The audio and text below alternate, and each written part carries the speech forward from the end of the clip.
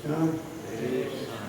Today I thought we would contemplate one famous verse of Bhagavad Gita, which Srila Prabhupada quoted many times. This is the 13th chapter, text number 21. Karya karma kartite hetu pakati uchate purusha sukha dukhanam bhaktitve hetu uchate. Translation and purport by His Divine Grace Srila Prabhupada.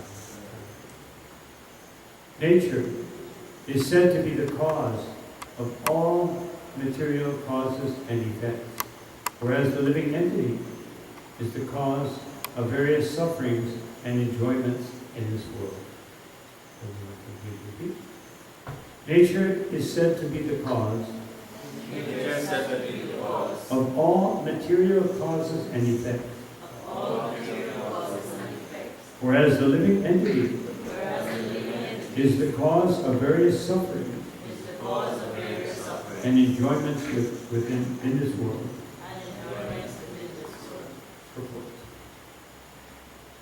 The different manifestations of body and senses among the living entities are due to material nature. There are 8,400,000 different species of life, and these varieties are creations of the material nature. They arise from the different sensual pleasures of the living entity, who thus desires to live in this body or that.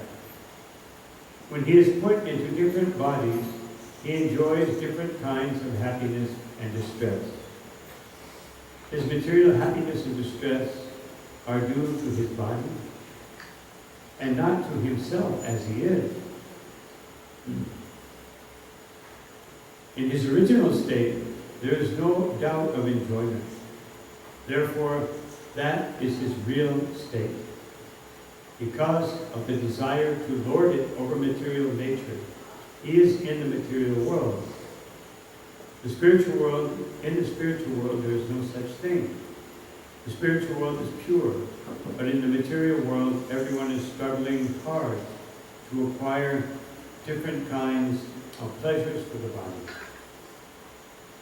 It might be more clear to state that this body is the effect of the senses. The senses are instruments for gratifying desire.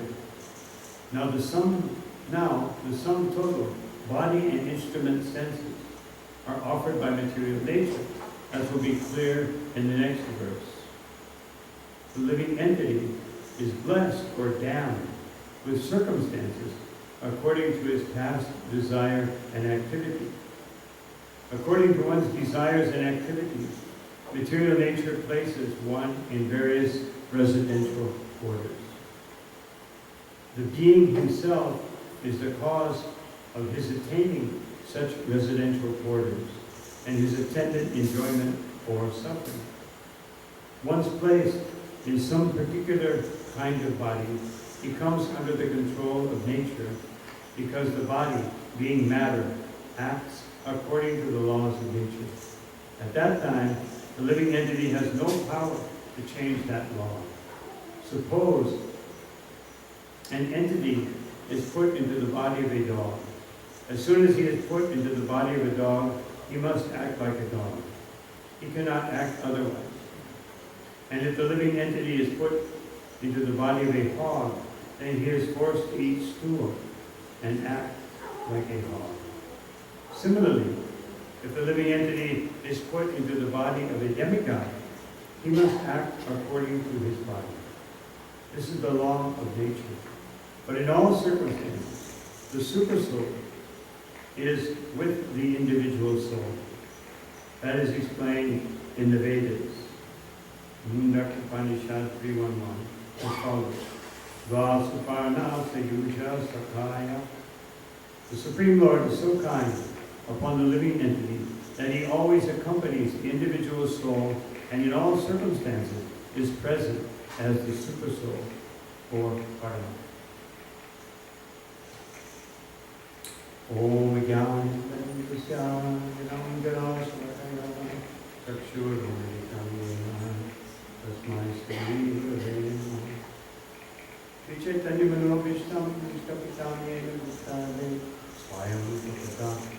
Sham Dadati Swami Dadati Namo Vishnu Padaya Krishna Prasaya Prasaya Shrimati Bhaktivedanta Swami Namo Namaste Saraswati Debe Gauravani Prasad Nirvishesha Shri Bhakti Vishasarine Jaya Shri Krishna Chaitanya Prabhu Nityananda Shri Advaita Radha Shri Vasari Gaura Bhaktavinda Hare Krishna Krishna Krishna Hare Hare Hare Rama Rama Rama Hare Hare.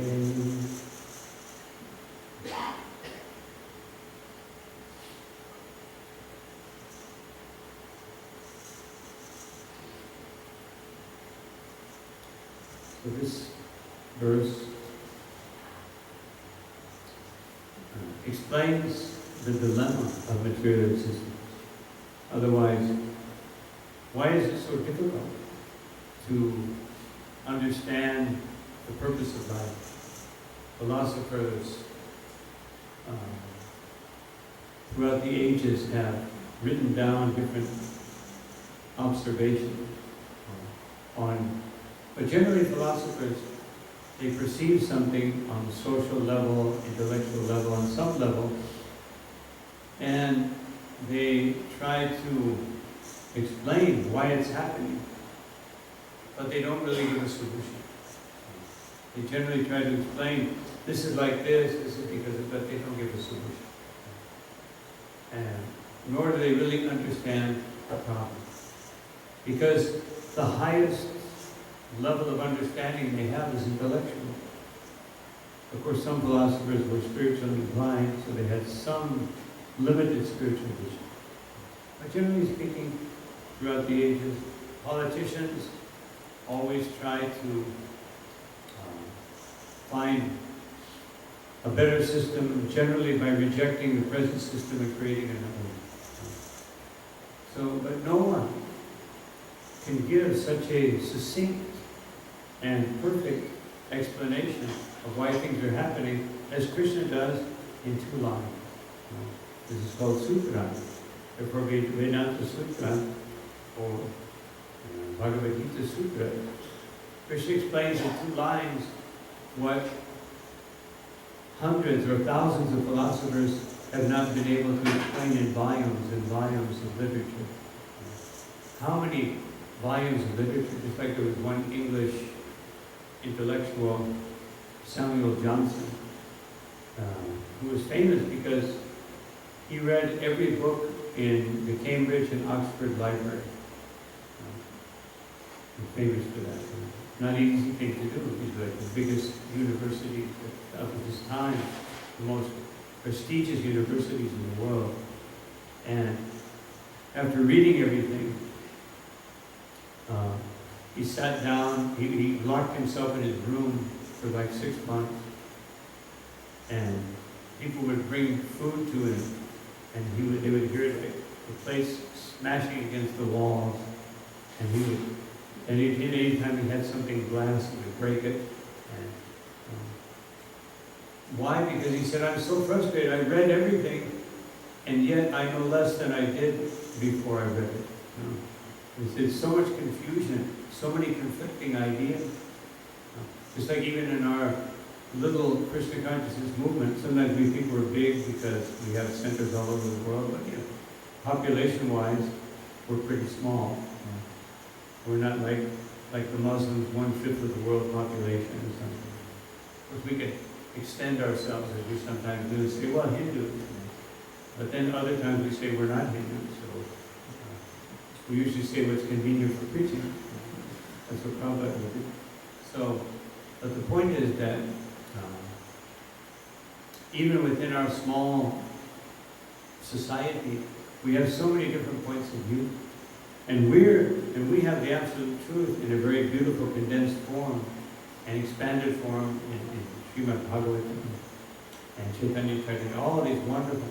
And yet there are so many different opinions. So you can imagine if somebody's trying to figure out what life is all about, relying on that information. So here Krishna explains everything so beautifully. That the cause, the original cause of all the causes, of everything that's happening in this world, the original material cause is material nature. So then the natural conclusion is that then God is not just. Krishna is not just. Because material nature, we all feel how we're being forced by material nature to act in a certain way. And therefore people justify their maya, their illusion, their desire, inordinate desires to enjoy this world by saying, well, that's the way God made it. What can I do? But therefore Krishna said, Purusha Sukha Dukkhana. But the living entity is the author of his pleasure and his suffering. And then Maya, being perfect, and Maya with all of her agents, all of her, meaning the demigods who are working for Krishna, but they're also working for Maya. They're maintaining this material energy. So she just gives us what we deserve.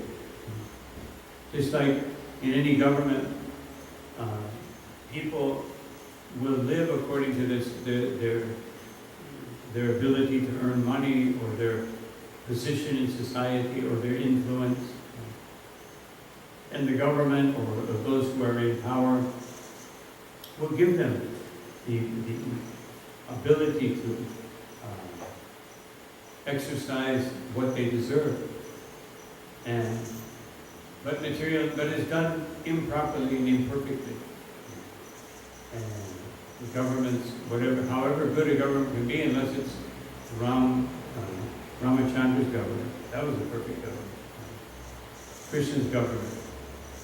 Parikshit Maharaj's government. These were all, as perfect as you could expect in the material world. And even then there's so much envy in the material world that Ramachandra was criticized to the point where he sent his wife away to Valmiki Muni's ashram. And Parikshit Maharaj was cursed. Otherwise, even one who establishes a perfect system, this is the imperfection of the material world. Therefore, Krishna says that everything in the material world is covered by some kind of fault. It has to be that way. And even the Lord himself demonstrates that when he comes to execute his pastime. Even someone will be envious of Krishna, Paundraka, his different incarnations, Hiranyakashipu, Ravana.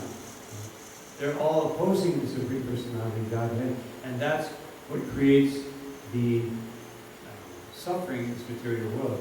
Here it says, Sukha Dukkhana. So that means enjoyment and suffering. But Srila Prabhupada said many times that actually there is no enjoyment. The only enjoyment that there is in Krishna consciousness. Otherwise, the enjoyment that most people experience is a relief from suffering. It's like eating. You eat because you're suffering, because you're hungry. Of course, being a little bit hungry may be pleasurable because you're anticipating that pretty soon I'll eat and then I'll feel good and I'll enjoy. But for a poor person who has no guarantee of that, then it's very much suffering. But if we analyze it, it's suffering. It's just like if I'm hungry and then all of a sudden I have a flat tire on my way home, then I'll really suffer from hunger. So even the simplest things in life, like taking a meal, are subject to so many different circumstances. So this is what Krishna is saying here. Later on, Krishna says in the Bhagavad Gita, in the 18th chapter, that Ishvara Sarvabhutana, that I am the controller of all the living entities.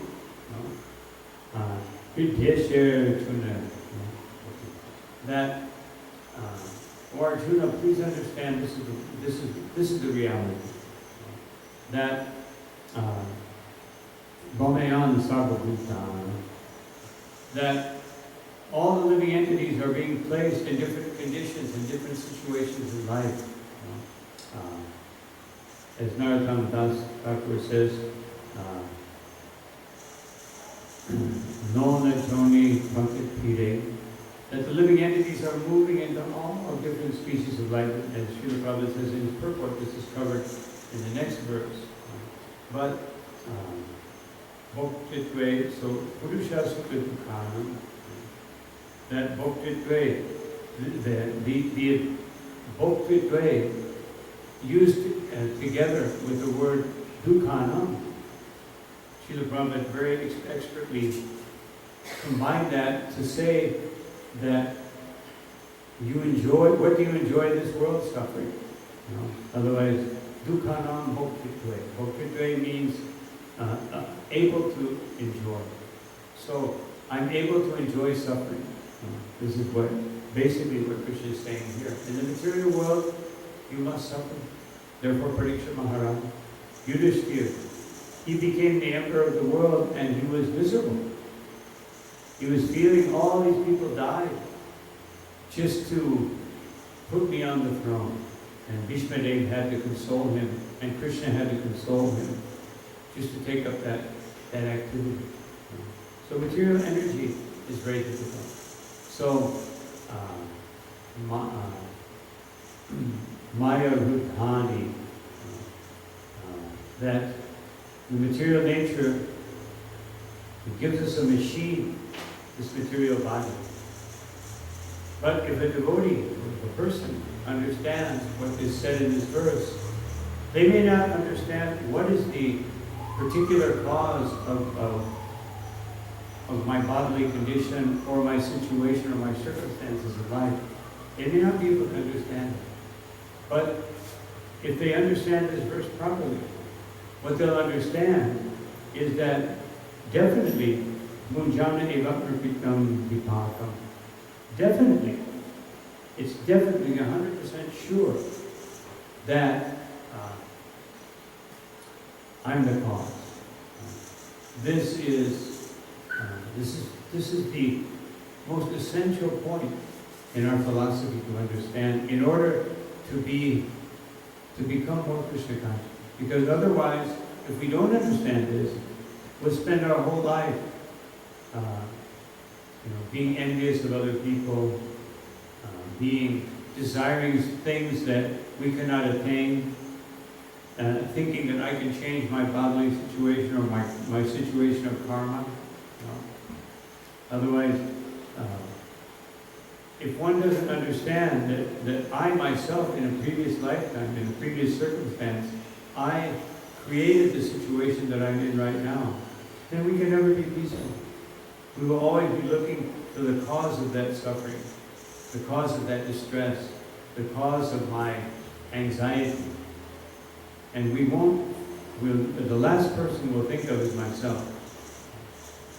That's the last choice. When you run out of all other choices, just like Prabhupada said, if you want to understand the cause of everything, you say, my father had his father, who had his father, who had his father, and you just keep going until you get to Lord Brahma, and then you get to Garbhodakshaya Vishnu, and then you get to Karanidakshaya Vishnu, and then you get to Chakravyuha, and then you get to Krishna. And then you'll finally understand, you keep going. So, if we keep going philosophically, then we'll understand that I am the cause of all my suffering. And when you do that, then you become peaceful. Otherwise, you cannot be peaceful. This is the purport here. But because we get the material body, and immediately we're looking for a material solution. We're looking for some way to counteract. And it's natural. As Chanakya Pandit said, a person should try to extinguish death, fire, and disease. These things should try to eliminate it. But we can't always do that. So a Krishna conscious person, if they have a disease, they'll try to cure it, and if they can't cure it, what do? They chant Hare Krishna. Not like the Bengali businessman Srila Prabhupada spoke about. He was one of the wealthiest men in Bengal, and then the doctor told him he had he said 3 months to live. And he went to the doctor, he said, I'll pay you any amount if you can give me another 6 months. He said that. And Prabhupada said, but he couldn't do that. His money became, as Prahlad Maharaj says to Lord Nrsimhadev, that if you have the best boat in the universe, you still, even if you have the Titanic, or even better than the Titanic, nowadays they have these sea vessels, and they have these huge gyros in them. So it's supposed to keep them from tipping over. Even if a big wave comes, it's supposed to like sit on the wave like this, and it stays upright. But even then, if the storm is big enough, the wave just capsizes it, or it just covers it, then it stays upright as it goes down. It goes down like nice like this, doesn't turn over to this side or that side, but it still will sink. So Prahlad Maharaj said, you have the best boat, still it may sink. You have the best parents, but they may not be able to protect you. Here you have the best doctor, but he will not be able to cure you at the time of death. So this machine is very expertly made by Maya, so that people will not be able to see the whole function of this. Because as long as we can try to figure things out, we will always work on the platform of the ego. We'll always think that I am the doer. Prakriti kriyamanani. Gune karmani sarvashaha. Ahankara vimudatma. That kartahamiti manyate. We always think kartahamiti. I am the cause. I am the person that creates the circumstances in my life. We think like that. We always think like that. And therefore, what does Krishna say? Who are we? Ahankara vibudhatma. Foolish people who are under the influence of the false ego. We think that we can figure things out. And we think that I can do everything, I can create my own situation, because Maya is so expert at creating this material body. And then Srila Prabhupada, in his purport here, he goes into the analysis, the body, the senses, and beyond those, the mind, the intellect, all these things, as it says at the end of the 3rd chapter, I can't remember the verse, the end of the 3rd chapter, I have to look it up, where it's explained the hierarchy of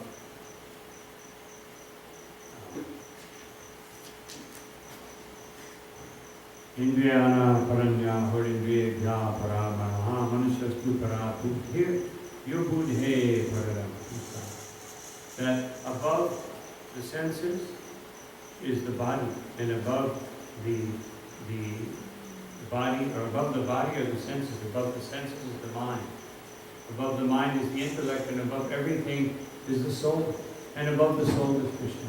The Maya bodies, they can come to the point of realizing that verse, to the point of that yes, I am spiritual. Aham brahmasmi. And they can realize that, but they can't go beyond that. And therefore the ahankar is still there. Even if they, just like we read yesterday, that even if they come to the platform of material liberation, going beyond material energy, they can only go to the platform of Brahman.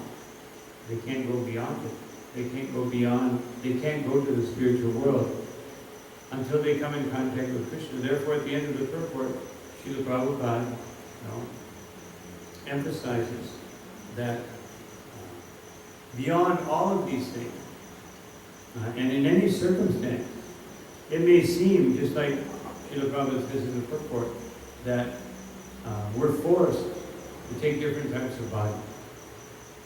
And that force is very powerful.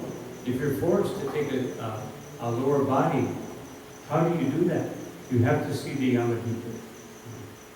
If you're going to take a lower body, you will definitely see the Yamadutta. And what will they do? They will make you enjoy that body.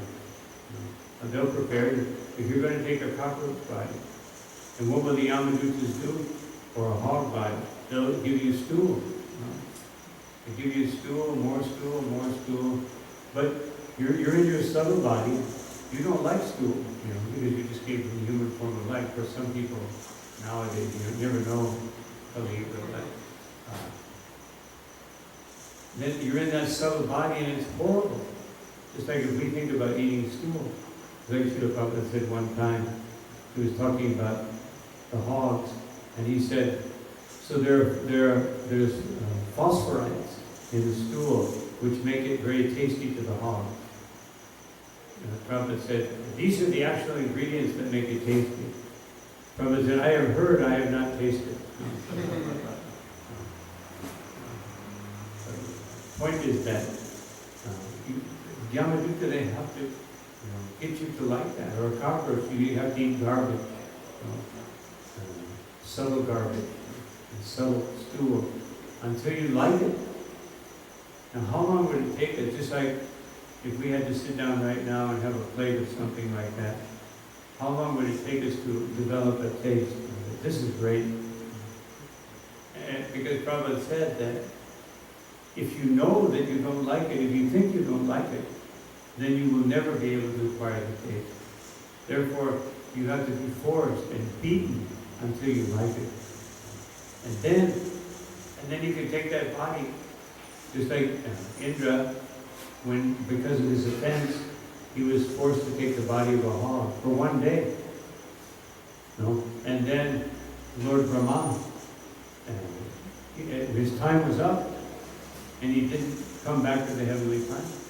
So Lord Brahma came personally and said, Indra, your time is up. Now you can come back. He said, no. Why should I have my piggy house and my nice mud to wallow in, and I have a nice stool and a nice big family? I don't want to be the king of heaven. So the hog doesn't want to be the king of heaven, and the king of heaven doesn't want to be a hog. So the point is, no matter what our situation is, we're never satisfied in this material world. Even if you have all the facilities of the demigods, they're competing. They're competing for power, they're competing for sense gratification. They get angry with one another if somebody has better sense gratification. And this is going on in the material world. And so, as Prabhupada says here, when you get a dog's body, automatically you'll bark. You won't quote Shakespeare. You will bark. Even though you may be quoting Shakespeare now, or quoting Bhagavad Gita. Well, of course, if you're quoting Bhagavad Gita, most likely, as Krishna says, that little bit, that it will save you from taking a lower birth. But even if someone has very high philosophy, if they have to take the body of a dog or a hog or a goat or even an inferior human being, they will have no taste. Prabhupada said when he was young, there was a servant in the house. So one day they invited the servant to come and take lunch with them in the family. And so they had nice basmati rice, and he was eating it, and he was going like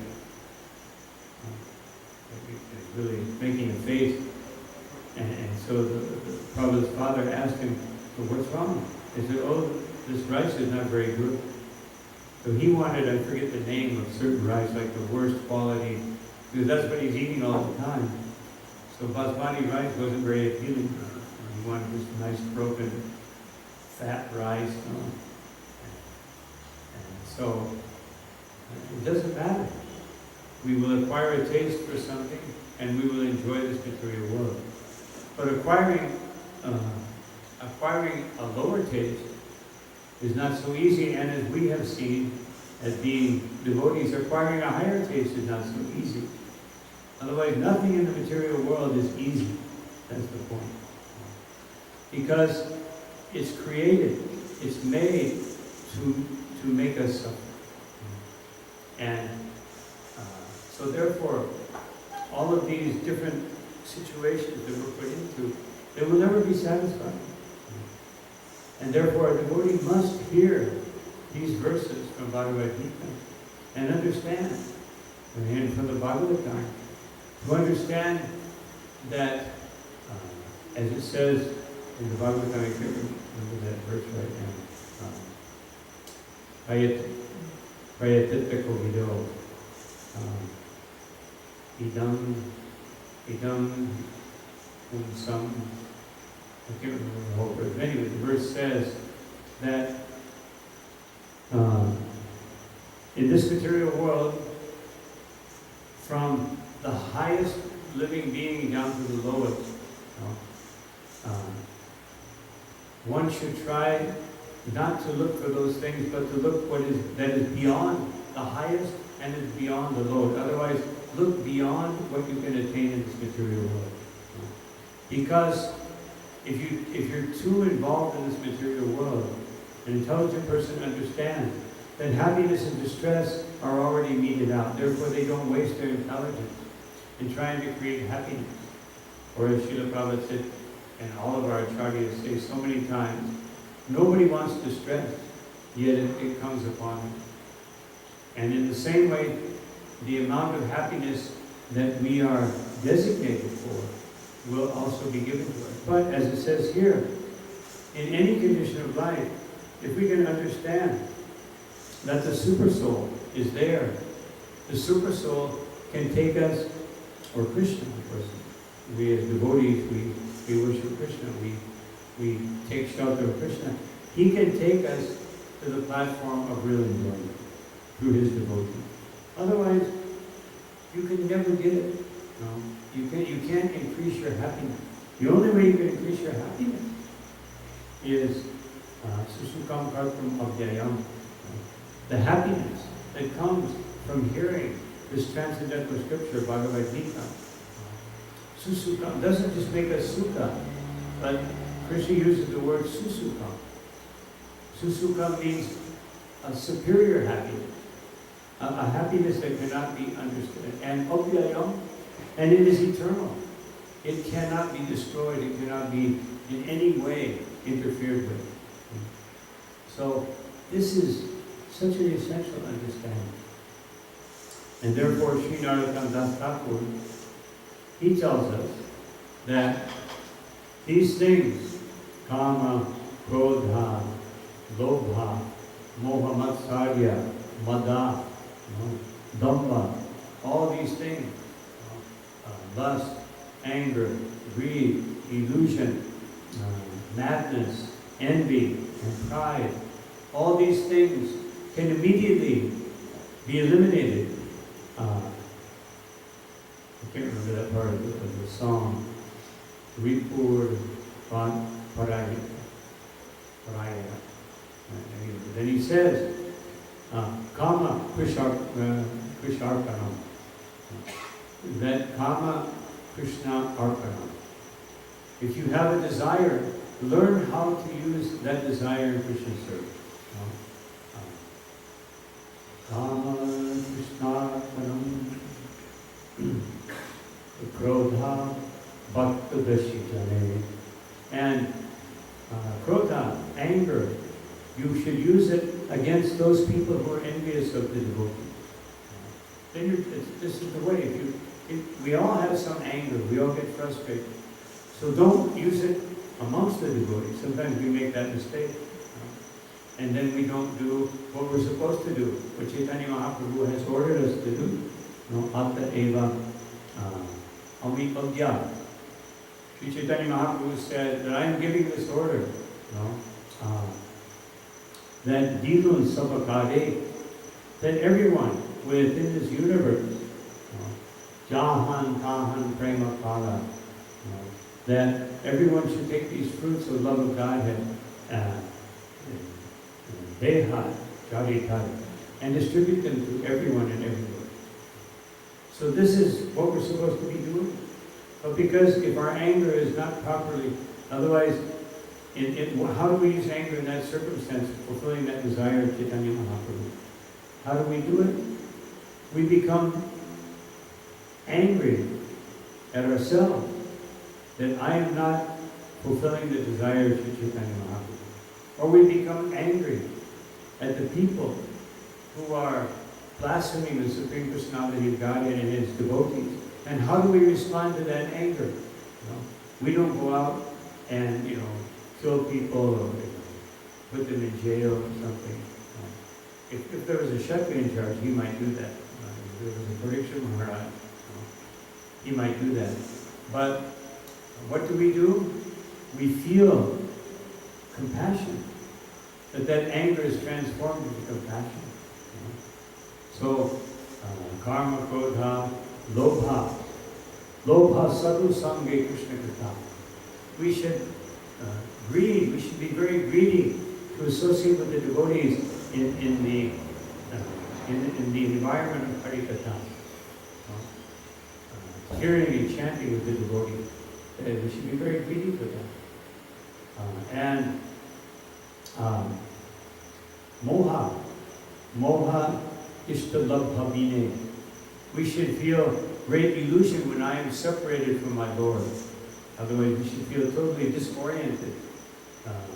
Like people, the moha, or their illusion or intoxication, they take intoxication because they're disoriented from their desire. So a devotee, they feel disappointed, illusion, when they're not chanting properly, when they're not seeing the deity, when they're not performing devotional service. They feel awkward, they feel out of place. And Madha Krishna Gunagane. And we should become totally intoxicated by hearing the qualities and the pastimes of Krishna. So this is how we utilize these things. These things are there, they must be there, they're built into the body. Just like the dog has to bark, or Srila Prabhupada mentioned, the hog has to eat stool. So the living entity must feel these things because they are part of material nature. Not only are they part of material nature, they're so strongly built into material nature because they're coming from the spiritual world. Even when one reaches the platform of Prema Bhakti, then there is mana. Srimati Radharani feels it every day. She becomes frustrated when Krishna doesn't look at her. When Krishna is with another goat, she becomes angry. So if anger is there in Goloka Vrindavan, what to speak of Trinidad? And what to speak of somewhere else in the world?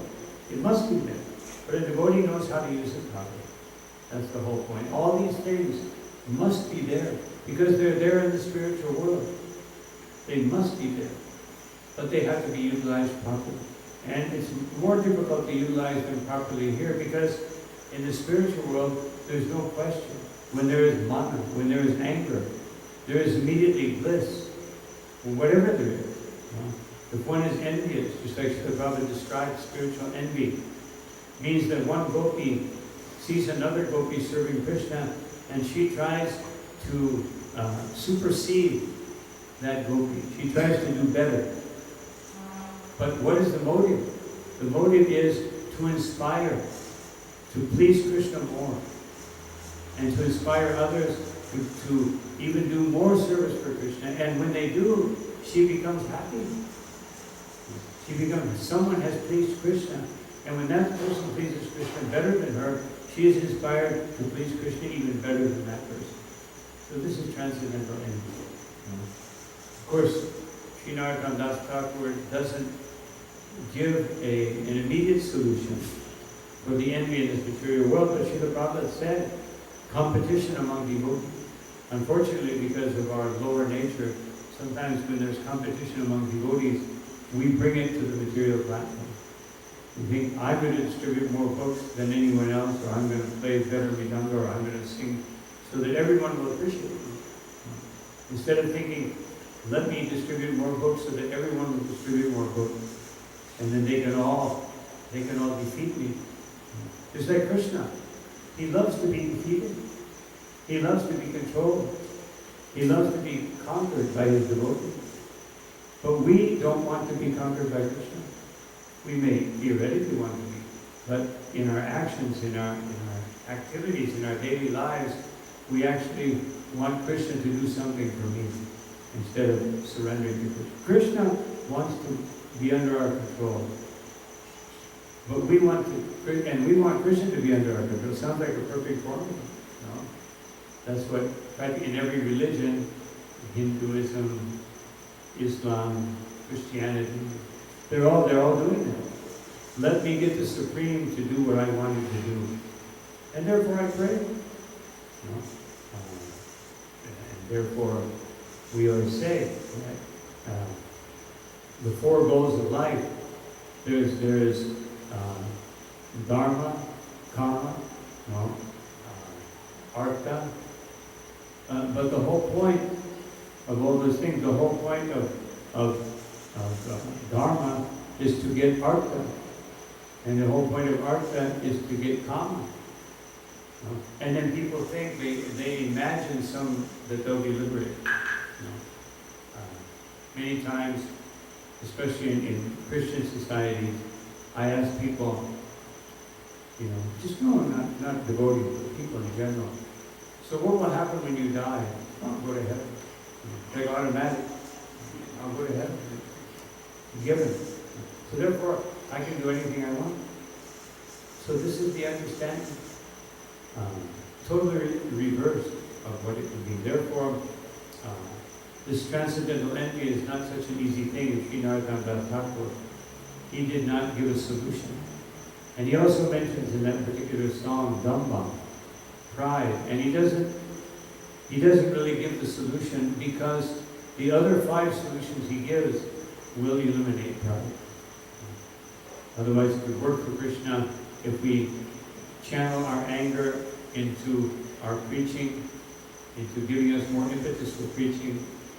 If we're very desirous of associating with devotees and hearing Hari Katha and the other things, and we become mad after hearing about Krishna's qualities and pastimes, then there's no question of pride. It doesn't have to be dealt with separately. It will automatically be removed. So, the point is that all of this cannot happen unless we understand this verse. That nature is the cause of everything we see that's happening here. And why does Krishna say that in this verse? Why doesn't he just say that I'm in control and I'm the supreme? Because people began to doubt the presence of the Supreme Person, even if Krishna declared that, which is true. He is the Supreme. But because Krishna, as Srila Prabhupada's famous example, if someone owns a big factory, he doesn't have to go to work. He has a supervisor. Of course, sometimes they do it anyway because they don't trust their supervisor. Or they don't trust this person. They think, well, if I'm absent too long, then they'll take over. Or they'll, create a new company. Pirating. They learn everything and then they create the competition, which happens all the time in the material world.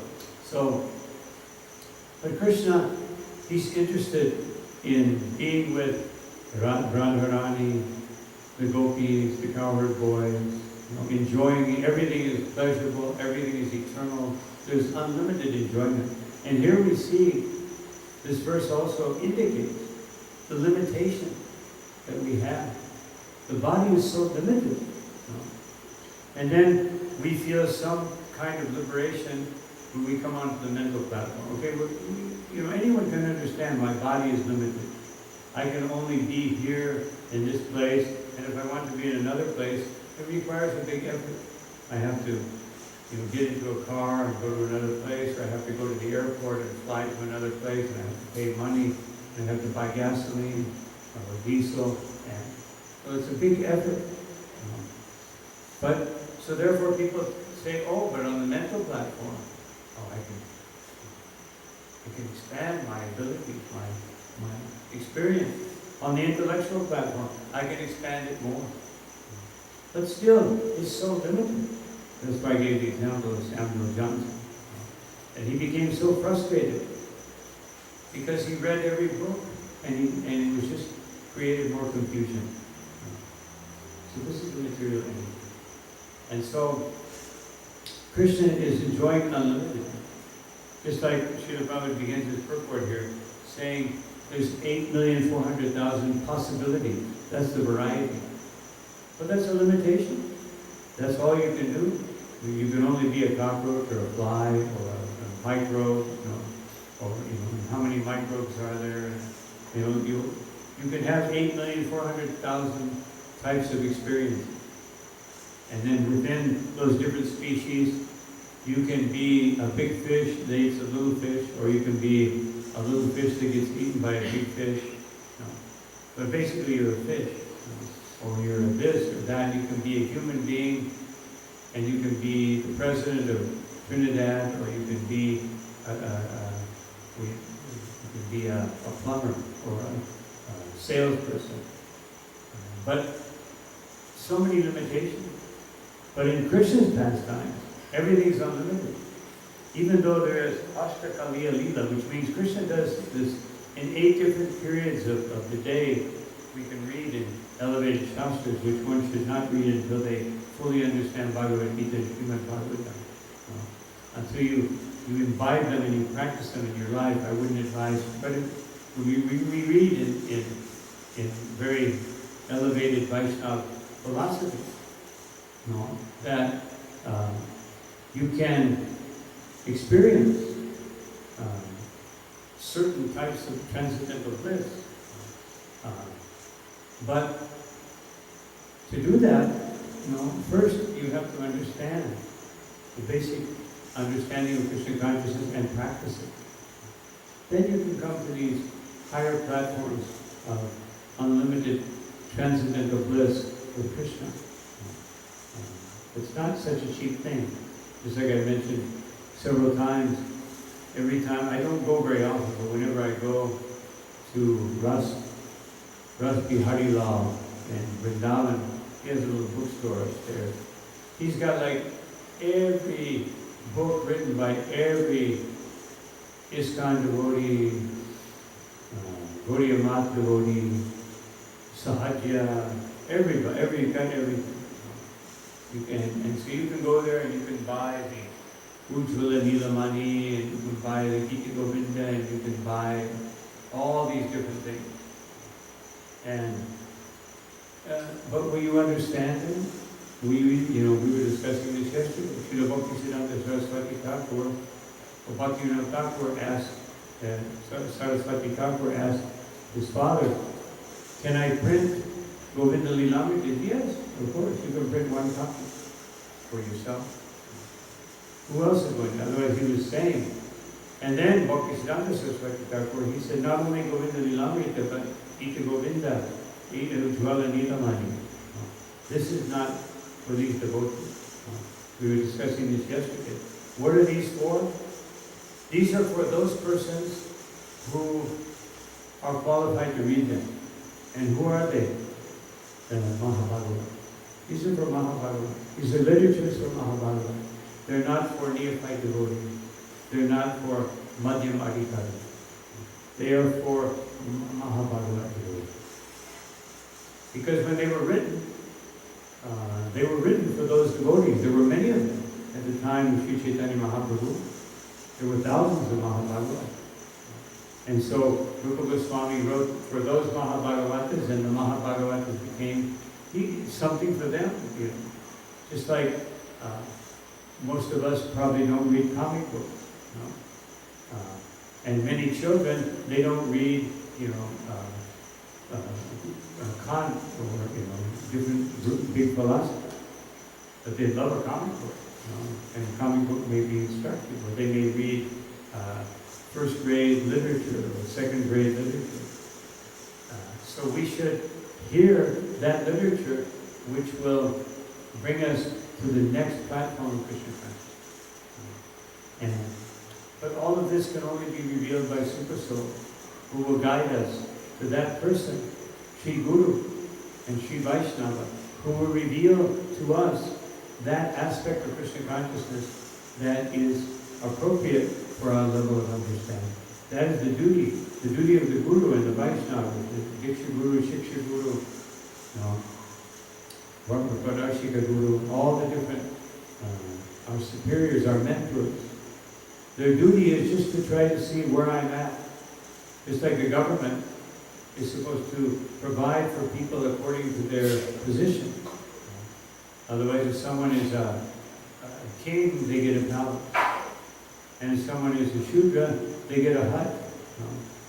But everyone should eat nicely and everyone should be happy. Srila Prabhupada said that government means two things. That people are happy and people feel secure. This is the duty of government. People have, and now neither one. And how many people feel secure in Trinidad or anywhere in the material world? Everyone is full of fear and anxiety, and therefore they cannot be happy. So governments everywhere, they're always failing, and they will always fail in their real duty, because they don't have Krishna consciousness. Therefore, it's our duty to take this Bhagavad Gita, Srimad Bhagavatam. We should have a competition. How many, just like here, it may be more difficult to go out and distribute 300-400 books a day, like some devotees do in big cities where there's 3 million people or 10 million people. You can go out and you can distribute one book after another. You'll never run into the same person. But if you do that in Trinidad, you may run into the same person 3 times in one day. But what do we do here? Well, why don't we should distribute sets of Bhagavatam? Srila Prabhupada said one time that I want there to be a set of Bhagavatam in every home. So that when devotee asks, then Prabhupada, once we have a set of Bhagavatam in every home, what will we do? How will we do Sankirtan? And Prabhupada said, new people will come. And the devotee said, yes, but if there's a Bhagavatam already in their home, then they won't need anything more. Then we'll go to another planet. Prabhupada's vision. You never stop. You always keep going. You always carry out the desire of Sri Chaitanya Mahaprabhu. So when we hear these wonderful things from Bhagavad Gita, it should be the impetus and give us the enthusiasm and the drive to take this Krishna consciousness to others. Give them Bhagavad Gita. If one is working, one should always take some transcendental literatures, or try to convince someone. You give them a little book, and then when they understand something about Krishna consciousness, do you have Bhagavad Gita? And then after some time, do you have Bhagavatam? So this way we can do Sankirtan. It's not like just because it's a small island. How many sets of Bhagavatams, how many houses are there in Trinidad? Probably at least 300,000 or so. So that means we shouldn't sit back and feel like we've done something until we've distributed 300,000 sets of Bhagavatam. Then we can sit back and have a big festival. And everyone will come, the whole island. Be bigger than Carnival. So this should be our goal. We should always have these goals. Srila Prabhupada set 3 goals. You distribute as much prasadam as possible, you distribute as many books as possible, you distribute the holy name as much as possible. And there's no end. And in this way, within the limited atmosphere of the material world, we can become unlimited. Otherwise, because Krishna consciousness is spiritual, therefore the possibilities are unlimited. It simply requires connecting with Krishna. It's like Srila Prabhupada, Tamal Krishna Maharaj told me once. He said, every time I went into Prabhupada's room, there was a new plan. It was like, we were working on something, we were going in to get some details, and Prabhupada would give us the details, and then another objective. So he said, in this way, sometimes I was thinking, should I go in? Should I go in because it might become overwhelming? And he told me that. And I said, I want to go see Prabhupada, but when I see Prabhupada, he's going to tell me, not only did you do this, did you do this, why haven't you done this? Now you have to do this. And I haven't even done that. No, and now I have to do this. So this was Prabhupada. And Prabhupada said, I know that I am pushing because the living entities are rotting in hellish conditions, and therefore I am pushing. It's like a hospital. The hospital doesn't close the doors and say, well, you know, we're on vacation or something. So a devotee never stops because we're hearing this wonderful philosophy of Krishna consciousness. And if we hear it properly, we cannot live without giving it to others. And if we don't want to give it to others, then it means we're not hearing it properly. It means that the false ego, ahankara, that mind is interfering. And we're thinking that I can do something in this material world. You can't do anything according to this verse. You can only serve those desires from the past that created this body, which will influence you to do certain things. And that little bit of free will, if it's not fully engaged in Krishna consciousness, will be controlled by that force, the force of the body and the mind, to again create another one. And so we have this little free will. But if that little free will is directed toward Krishna, Super Soul will expand and make it possible that we can do so many wonderful things for Krishna.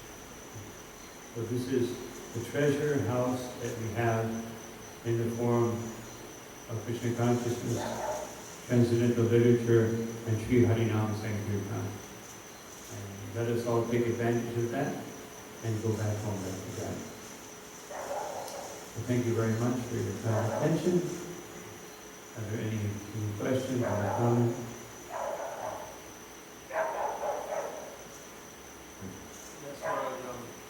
Let's pick up a little bit. They spoke a lot about... I'm half deaf. Oh, by the way, just before your question, I'm going to send a study that was done by one devotee of you know, the proper level of sound that we should have in our temple. Just like yesterday I saw we had 4 mridangas, like 15 pairs of kartals, you know, djembe, 2 djembes, in a little room.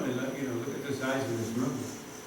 Mahaprabhu in Jagannath Puri had 8 mridangas, and that was outside to give the Harinam. I'm sorry. Yeah, no, I'm sorry.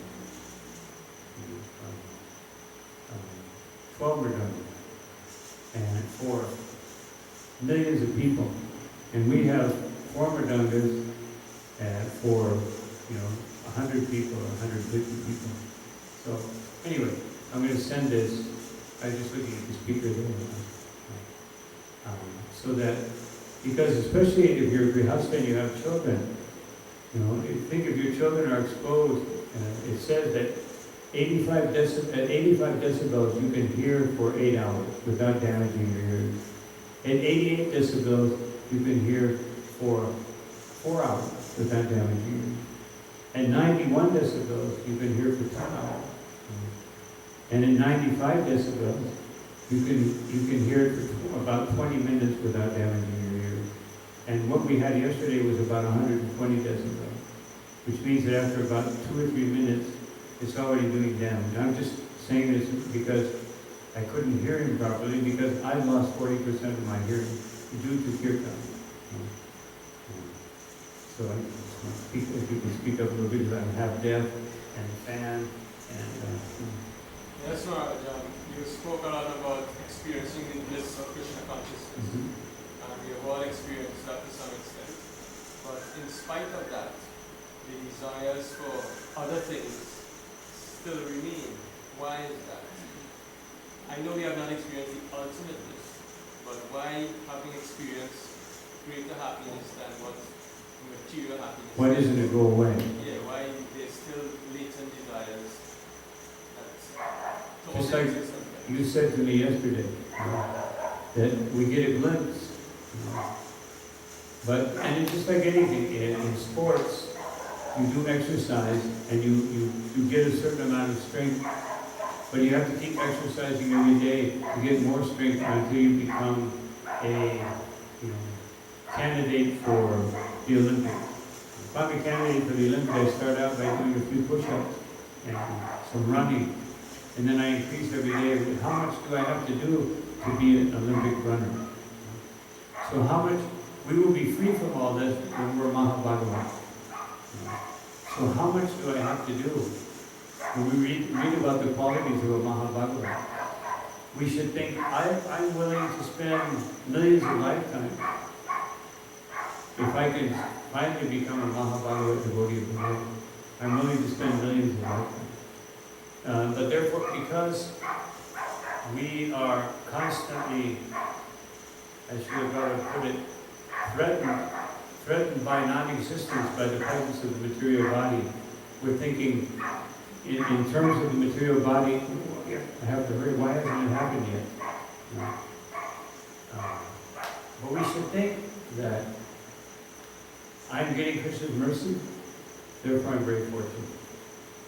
And be greedy, as we just said, being greedy to have more and more Krishna consciousness. And when that greed becomes stable, otherwise there's no greed for anything else. The main reason is, like this verse is saying, we've taken so many different bodies, sakala jonishu, we've taken so many different bodies that there's no wonder. Just like, I always give the example of a drug addict. A drug addict, when they become a little sick, they want to give it up. It's not just a desire to give it up is not enough. They have to go through treatment, and they suffer like anything. And even though they want to give it up, they generally fall back into it a few times, and then after you fall back into it enough, and at the same time you aspire to have a normal life, then you can finally give it up. And even then they're always in danger. It's like you tell the alcoholics, even if you've been haven't drank for so many years, if you go near a bar, if you associate with people who are drinking, you have very, very great danger.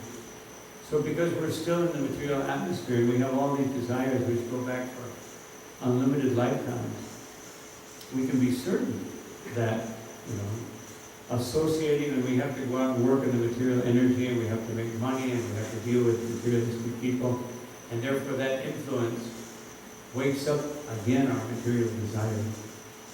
And therefore, what the solution is, we have to become more and more Krishna conscious. It's not just a theoretical understanding or some some little devotion service. Why is it? Because we credit ourselves on the little devotional service that we do. We think, oh, I've done so much. Why am I not a pure devotee? I've done so much. I chant every day, but how long do I chant? Do I chant 64 rounds? Do I chant, 178, 180 rounds like Narottam Das Thakur? Do I want to chant 64 rounds?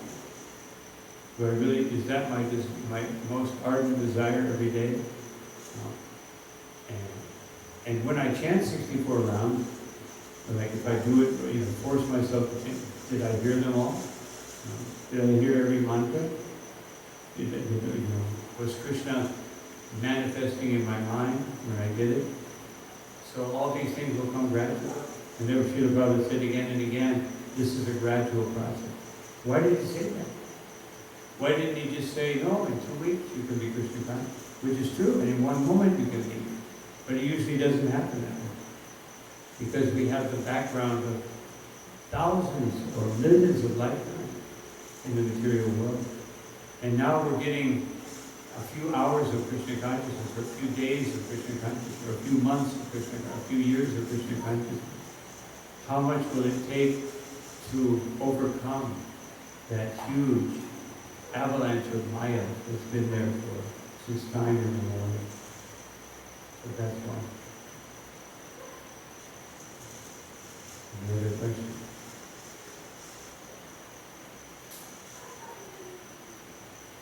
Guru Maharaj, I just wanted to ask about yesterday, because yesterday you didn't ask if there was questions. Yeah. You said that we should become a servant of the holy name. So what do we have to do to become a servant of the holy name?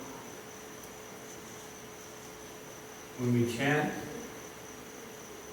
we have to see that I am serving this holy name by glorifying it. Then, when we think of doing something, we think, how can I include the holy name? Otherwise, how can I get the holy name to others through this activity? Meaning, what I just said, if I go to work, I take a book. If I go shopping, I take some book. And then, if I see someone, that's why it's always nice if we go out in this type of dress, because then people will ask.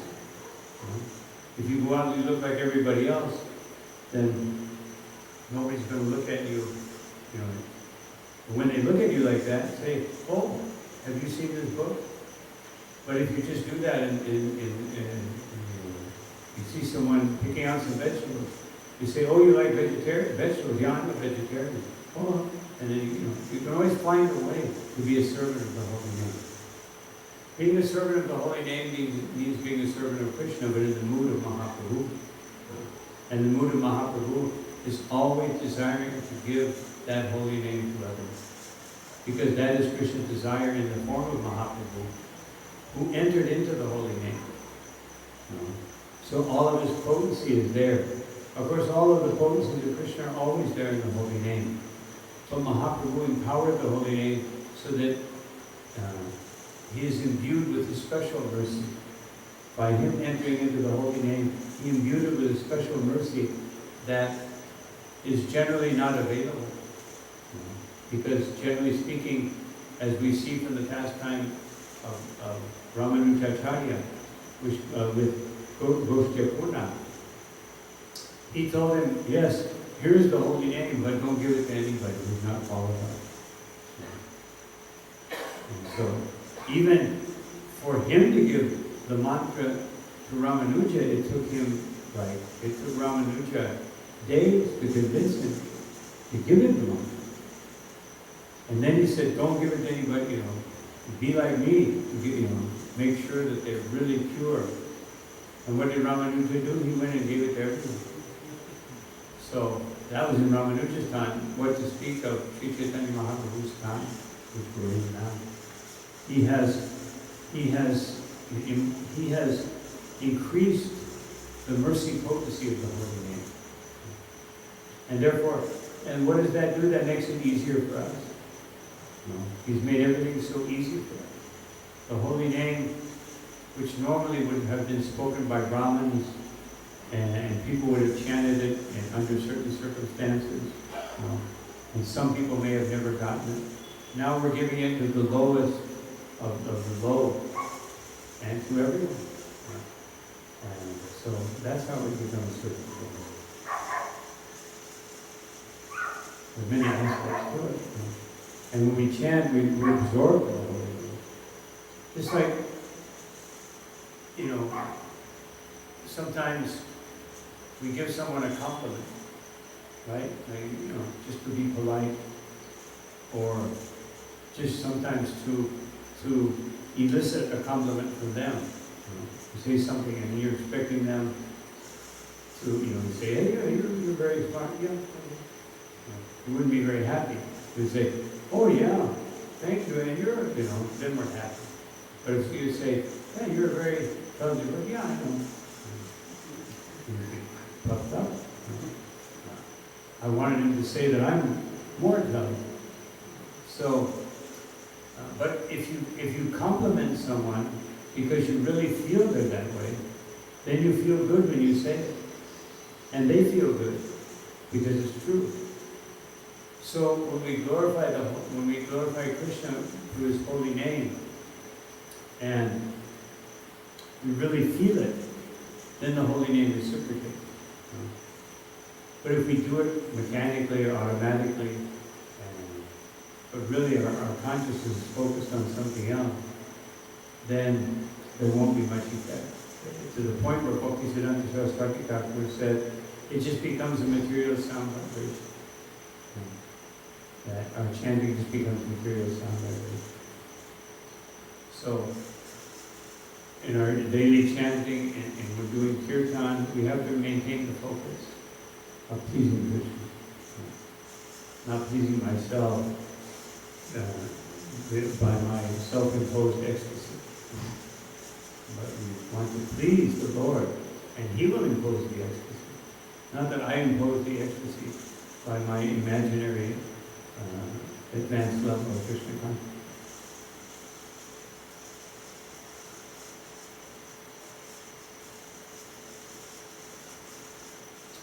Okay, so we can stop here. Thank you all very much for your attention. All glory to Shri Guru, Shri Gauranga, Shri Prabhupada, Ananta Koki, Vaishnava.